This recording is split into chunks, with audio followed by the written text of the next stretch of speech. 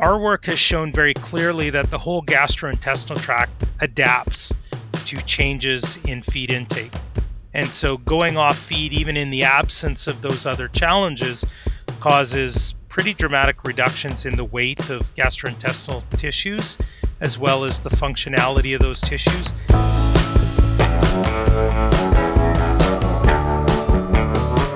Welcome to the Rumination Podcast presented by Jefo Nutrition. I'm your host, Dr. Greg Eckerle, and today I'm pleased to receive Dr. Greg Penner to discuss the topic of intestinal acidosis. Dr. Penner is a professor in the Department of Animal and Poultry Science and holds the Centennial Enhancement Chair in Ruminant Nutrition Physiology at the University of Saskatchewan. He received his PhD from the University of Alberta in 2009 and has published over 110 peer-reviewed papers. Dr. Penner's research focus on forage utilization, beef and dairy cattle nutrition, regulation of gastrointestinal function in ruminants, is actively involved in teaching at the undergraduate and graduate levels within the animal science program at the College of Agricultural and Bioresources. Greg is also heavily involved in activity at the Livestock and Forage Center of Excellence and enjoys outreach activities. Welcome to the show today, Dr. Penner. Thanks a lot, Greg. So to start, it's one of those where we're looking at intestinal acidosis. First off, do we normally call that intestinal acidosis outside of the agricultural university complex? Is how I'm going to refer to it as today. Yeah, I think probably the most common term that's used is hindgut acidosis rather than intestinal acidosis, and it probably makes sense given where we think most of that fermentation activity would occur and where the primary reduction in pH would be localized to. Oh, okay, perfect. And then as an industry, I mean, we're familiar with the ruminal side of things, and then when we look at it and how it can affect our animals, what can we do with the hindgut intestinal acidosis, and how is that taking an impact? Yeah, I think first of all, one of the things we need to recognize is rumen acidosis and hindgut acidosis often occur simultaneously. And in fact, we probably should reclassify ruminal acidosis to lumenal so that it encompasses a broader area of the gastrointestinal tract. You're right, from a challenge or mitigating response, it's not easy to deliver compounds that are going to be released to buffer in the large intestine. So we're really needing to focus more on strategies that promote ruminal digestion efficiently while minimizing or managing the risk of fermentable materials that reach the large intestine. Yeah, right. And so as we look at that, and then knowing that the body is limited in buffer capacity, when we look at the ruminal digestion, and then we're incorporating the organic acids that these bacteria are propagating for digestive and metabolic purposes, are there any more that they're going to release problematic when we get to the hindgut or anything like that? What does kind of that framework look like? And maybe the way to tackle this is to think about how pH is regulated within the gastrointestinal tract. So you've already mentioned fermentation leading to acid production, and that's going to occur whether you're in the rumen or in the large intestine, and probably even a bit in the small intestine. The primary acids we typically see are your typical volatile fatty acids, and then we do see some organic acid production, as in lactic acid. Those can occur both in the rumen and they can also occur in the large intestine. So that really gets us to the acid production perspective.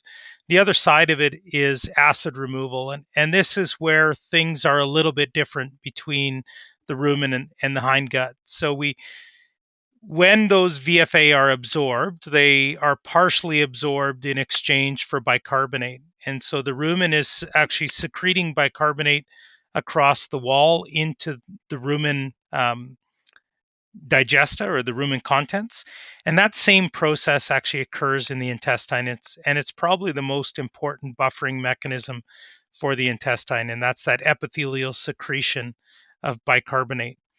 What we don't have in the intestine is that salivary bicarbonate supply, because obviously the distance between the oral cavity and the intestine is quite separated. And so we're really looking at strategies to manage acid production and still facilitate epithelial bicarbonate release. Perfect, perfect. And as we look at that epithelial bicarbonate release, and as we have this intestinal acid load, are we seeing a kind of leaky gut proportion where these epithelial cells are being damaged and then reducing that bicarbonate secretion? And so, is there any sort of mitigation practices that we could utilize to help keep that intestinal junction and intestinal villi healthy? Yeah, great multifactorial question. Certainly, our data, as well as others, have shown that if pH is too low for too long, again, we don't have good thresholds characterized for the hindgut, but we do see a leaky gut, or at least increased permeability of the gut. Our work has been able to show that both outside of the animal using ex vivo conditions, and also inside the animal using in vivo markers, we actually see greater permeability responses in post-ruminal regions rather than the ruminal region. Now, unfortunately, post-ruminal is as it sounds. It's anywhere from the omasum to the rectum, and I can't tell you if it's the cecum or colon or other regions within the intestine, simply because of the techniques we use. So the point I'm trying to make is we do see an increase in intestinal leakiness or post-ruminal leakiness, most of that being the intestinal regions. What do we do about that? We have a recent study where we did provide, in a heat stress challenge model, we did provide relatively insoluble buffers. So these would be your calcium, magnesium carbonate buffers. They will likely solubilize primarily in the abomasum and release buffer potential into the proximal part of the intestine, and maybe even to the distal part of the intestine. There is some other evidence that fecal pHs may be elevated with those type of dietary scenarios. And so it's not that we're out of options in terms of trying to ameliorate that response, but it certainly gets challenging when we think of just dietary buffers. Probably the area people are focusing more on is bioactives that might be able to enhance gastrointestinal tract function. And there's a number of products that could be considered in the monogastric world. Organic acids are looked at a lot. We've done a fair number of studies looking at butyrate and butyrate precursors, or butyrins as molecules to try to deliver butyrate to different regions of the gastrointestinal tract. And then you also have other compounds, your direct fed microbials, that are commonly used within this space. So again, there are options. There's substantial challenges to verify mode of action and quantify impact of those strategies when you're talking about, mid and distal regions of the intestine.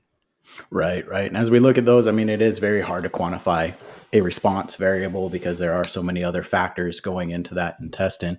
What can we utilize and look at when we see animals undergoing a intestinal acid challenge? What do they exhibit any outward signs, much like the ruminal acidosis, or are there any kind of, as we look from a producer standpoint, what can we use to help identify an animal undergoing a challenge?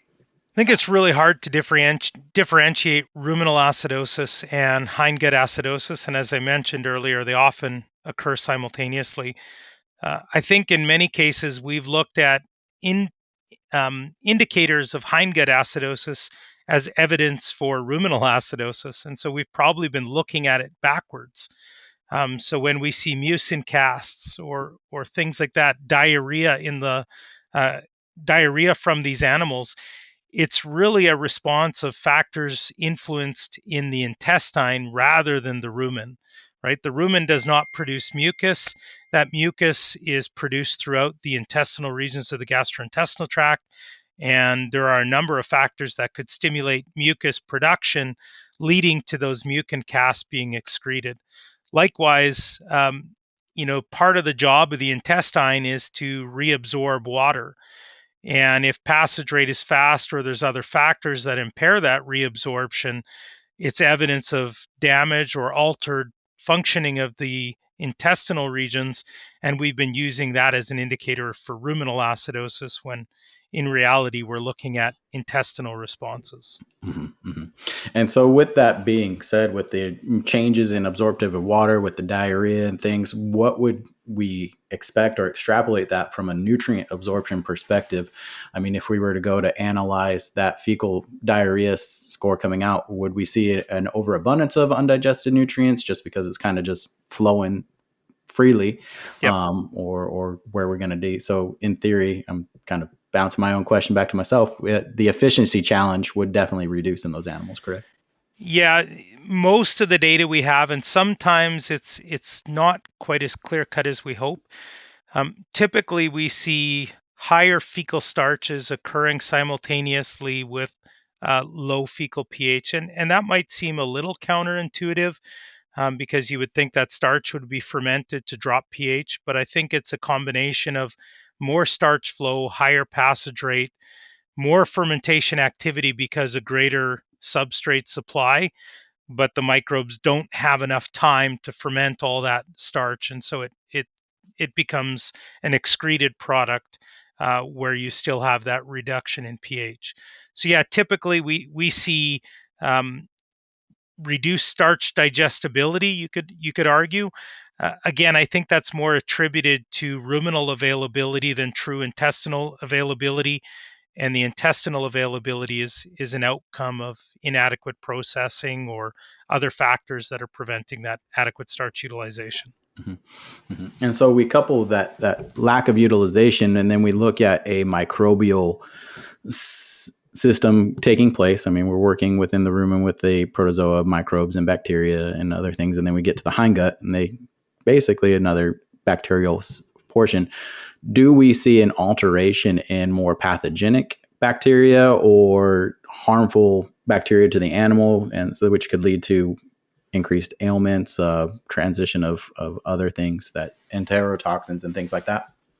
Yeah, there was some nice work done by Dr. Case Plaisier at the University of Manitoba where they did some grain versus alfalfa induction protocols for ruminal acidosis. And fortunately, they have both ruminal microbial changes, and in some of those studies, they also have hindgut microbial changes. And if I recall right, I believe E. coli abundance, I think they stopped at a genre level, um, but E. coli abundances were increased. And so certainly we get concerned about E. coli from a potential contaminant of meat or meat products, and not something we want to increase concentration of, recognizing not all E. coli will be harmful or truly pathogenic.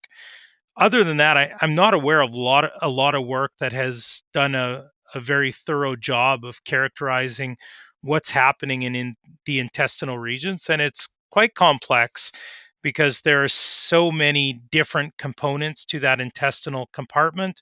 And even if you look at regions, so even if you look at the jejunum as an example, that region is quite a few meters in length. And so what happens at the proximal portion is probably different than what's happening at the back end of that region.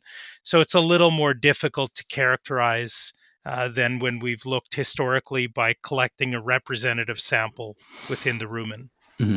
Mm-hmm. And so to kind of follow up with that, when we look at the terminal carcass evaluation of these animals, do we see an increase in liver abscess scores from fusobacterium that may cross this damaged intestinal?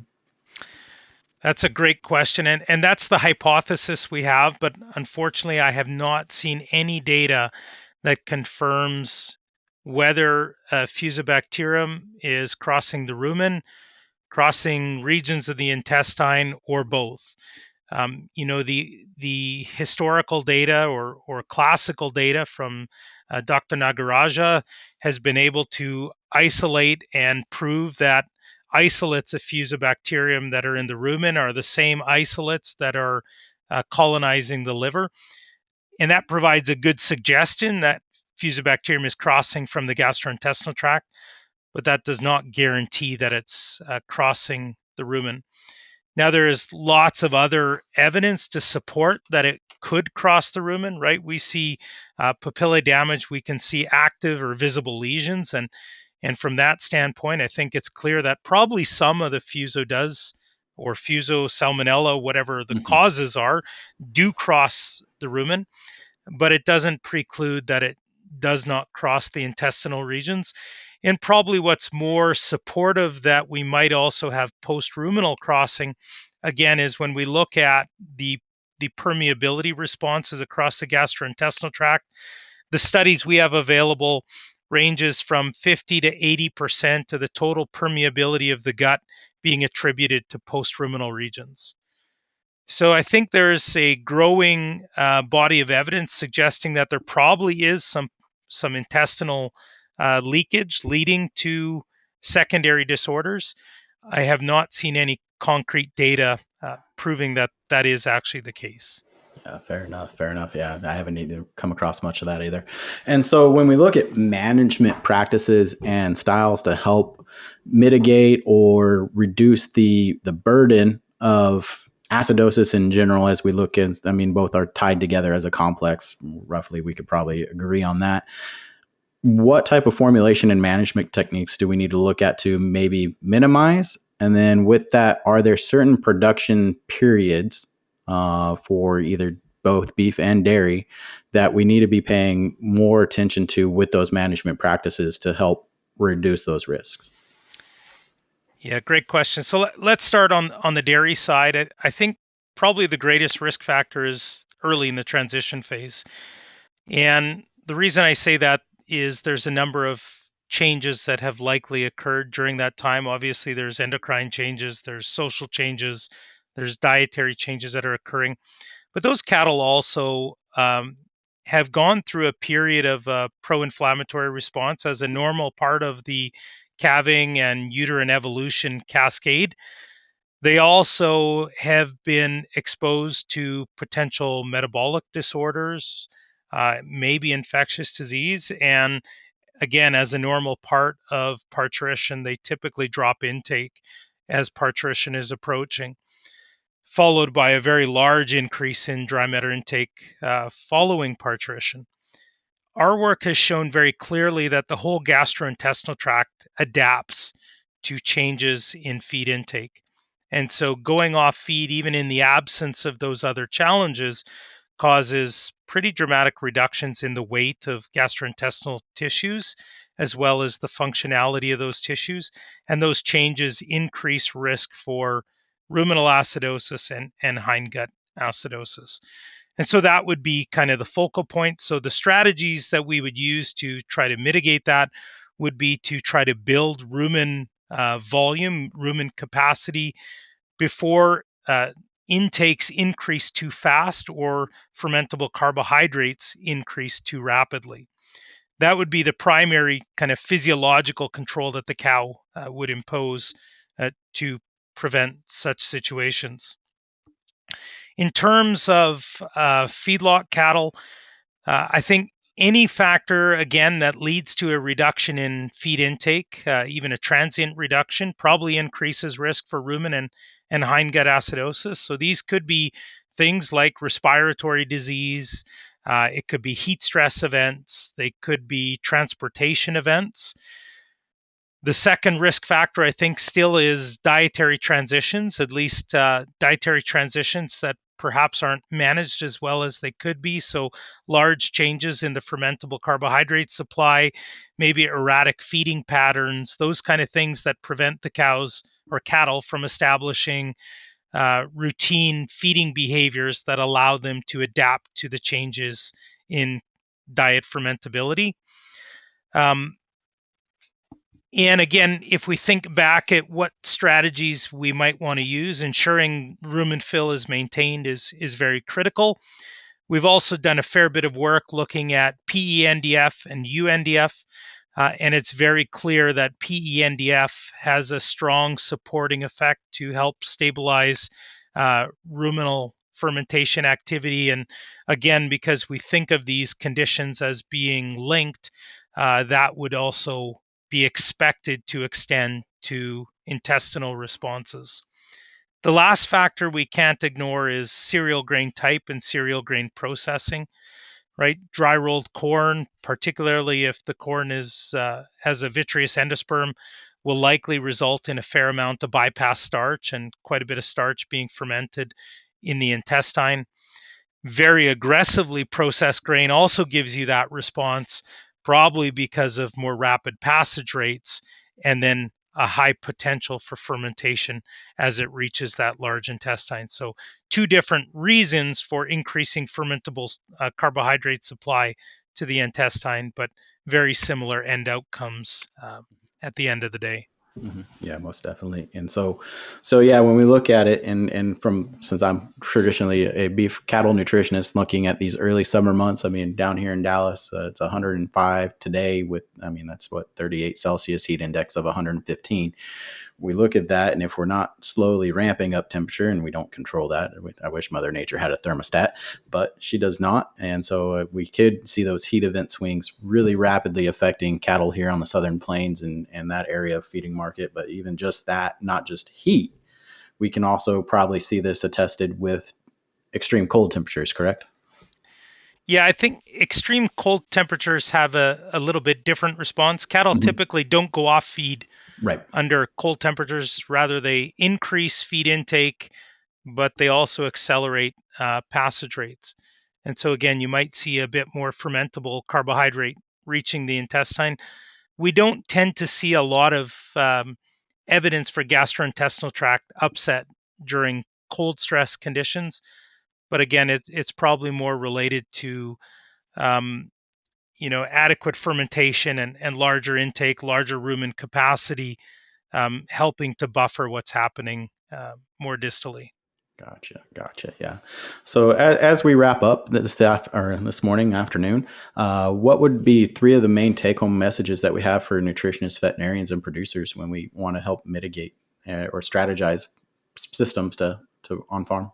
Yeah, I think the first one is, and I think there's been a shift for ruminant nutrition over the last 10 years where we're no longer just isolated our thinking or have an isolated thought process to the rumen, but recognize a ruminant has a very complex total gastrointestinal tract that is encompassed by the rumen and the intestine.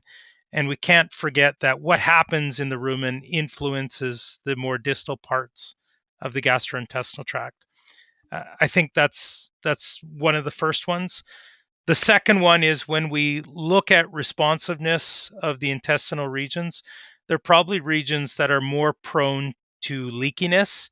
And so, if we're looking to develop strategies that are going to minimize a leaky gastrointestinal tract situation, we probably need to start exploring factors that stimulate intestinal recovery or intestinal integrity to a greater extent than we have previously. The third one goes back to good standard practices. And, I think this will never be eliminated from core tasks or core skills of a nutritionist.